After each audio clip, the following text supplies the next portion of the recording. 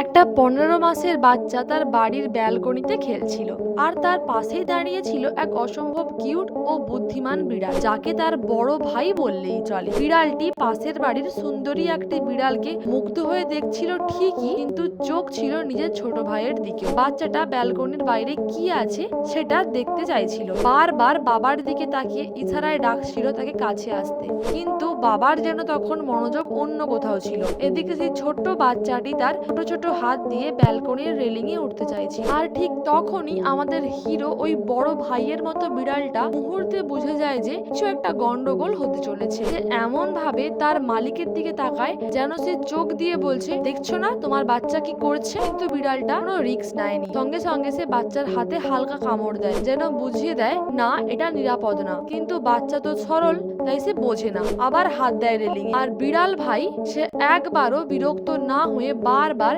বাচ্চার হাত সরিয়ে দেয়, যতক্ষণ না বাচ্চা বাবার কাছে নিরাপদে ফিরে যায়। তো বন্ধুরা, এমন কেয়ারিং এবং প্রোটেক্টিভ বিড়াল যদি আপনার সাথেও থাকতো তাহলে কেমন হতো? আমাদের কমেন্টে জানাতে ভুলবেন না। ভিডিওটি ভালো লাগলে অবশ্যই লাইক করে দেবেন।